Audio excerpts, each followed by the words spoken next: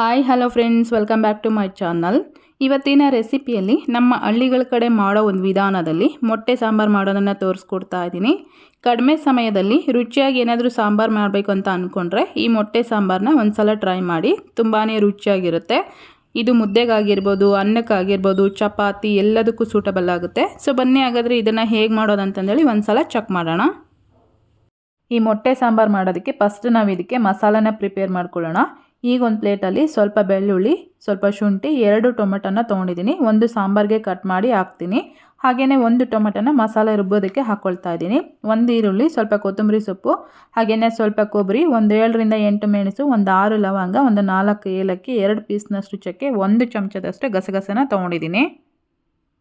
ಈಗ ಮಾಡೋದು ಹೇಗೆ ಅಂತಂದೇಳಿ ನೋಡೋಣ. ಈಗ ಆಲ್ರೆಡಿ ನಾನು ಒಂದು ಕಡಾಯಿಗೆ ಸ್ವಲ್ಪ ಎಣ್ಣೆ ಹಾಕ್ಕೊಂಡು ಅದು ಬಿಸಿ ಆದಮೇಲೆ 1 ಈರುಳ್ಳಿನ ಕಟ್ ಮಾಡಿ ಫ್ರೈ ಮಾಡಿಕೊಂಡು, ಈರುಳ್ಳಿನ ಈ ರೀತಿ ಚೆನ್ನಾಗಿ ಫ್ರೈ ಮಾಡ್ಕೊಂಡ್ಮೇಲೆ ರುಬ್ಬಿಟ್ಕೊಂಡಿರೋಂಥ ಮಸಾಲೆನ ಹಾಕಿ ಒಂದು ಸಲ ಚೆನ್ನಾಗಿ ಮಿಕ್ಸ್ ಮಾಡಿಕೊಂಡು, ಇವಾಗ ಇದಕ್ಕೇ 1 ಚಮಚದಷ್ಟು ಅಚ್ಚ ಖಾರದ ಪುಡಿ, 1 ಚಮಚ ಧನಿಯಾ ಪುಡಿ, 1/4 ಚಮಚದಷ್ಟು ಅರಿಶಿನ, ಹಾಗೆಯೇ 1 ಟೊಮೆಟೊನ ಕಟ್ ಮಾಡಿ ಹಾಕ್ಕೊಳ್ತಾ ಇದ್ದೀನಿ. ಈ ಮಸಾಲಲ್ಲಿರ್ತಕ್ಕಂಥ ಹಸಿ ಸ್ಮೆಲ್ಲೆಲ್ಲ ಹೋಗಬೇಕು, ಅಲ್ಲಿವರೆಗೂ ನಾವು ಇದನ್ನು ಒಂದು 2 ರಿಂದ 3 ನಿಮಿಷ ಫ್ರೈ ಮಾಡ್ಕೋಬೇಕು.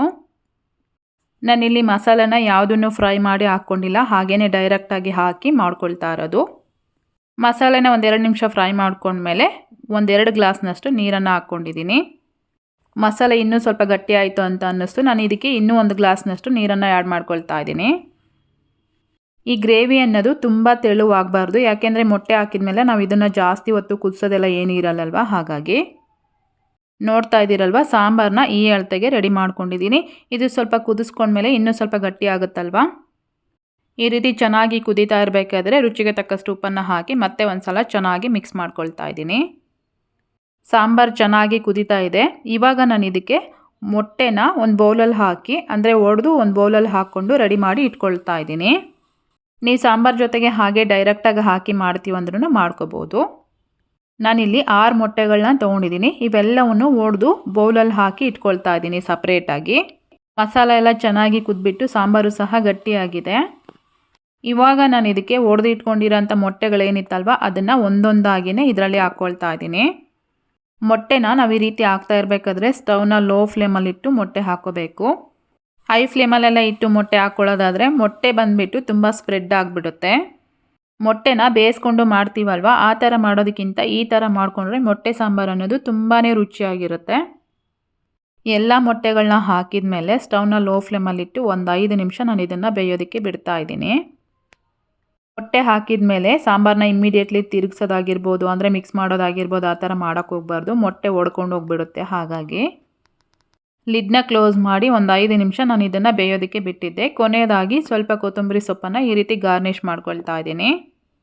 ಮೊಟ್ಟೆ ಹಾಕಿದ ಮೇಲೆ ನಾವು ಇದನ್ನು ಒಂದು 5 ರಿಂದ 8 ನಿಮಿಷದವರೆಗೆ ಬಾಯ್ಲ್ ಮಾಡಿಕೊಂಡ್ರೆ ಸಾಂಬಾರೆಲ್ಲ ಚೆನ್ನಾಗಿ ಬೆಂದಿರುತ್ತೆ. ಹಾಗೆಯೇ ಮೊಟ್ಟೆನೂ ಸಹ ಚೆನ್ನಾಗಿ ಬಾಯ್ಲ್ ಆಗಿರುತ್ತೆ. ಇವಾಗ ನಾನು ಇದನ್ನು ಒಂದೊಂದೇ ಮೊಟ್ಟೆನ ಈ ರೀತಿ ಎಲ್ಲ ಸೈಡಿಗೆ ಬಿಡಿಸ್ಕೊಳ್ತಾ ಇದ್ದೀನಿ. ಅದೇನಾದರೂ ಮಿಕ್ಸ್ ಆಗಿದ್ದರೆ, ಅಂದರೆ ಮೊಟ್ಟೆ ಒಂದಕ್ಕೊಂದು ಮಿಕ್ಸ್ ಆಗಿದ್ದರೆ ನಿಧಾನಕ್ಕೆ ನಾವು ಈ ರೀತಿ ಬಿಡಿಸ್ಕೋಬೇಕು. ನೋಡ್ತಾ ಇದ್ದೀರಲ್ವ ಮೊಟ್ಟೆ ಸಾಂಬಾರು ಎಷ್ಟು ಚೆನ್ನಾಗಿ ರೆಡಿಯಾಗಿದೆ ಅಂತಂದೇಳಿ. ಸೊ ನೀವು ಖಂಡಿತ ಮನೇಲಿ ಒಂದು ಸಲ ಟ್ರೈ ಮಾಡಿ ನಮಗೆ ಟೇಸ್ಟ್ ಹೆಂಗಾಗಿತ್ತು ಅಂತಂದೇಳಿ ಕಮೆಂಟ್ ಮಾಡಿ ತಿಳಿಸಿ.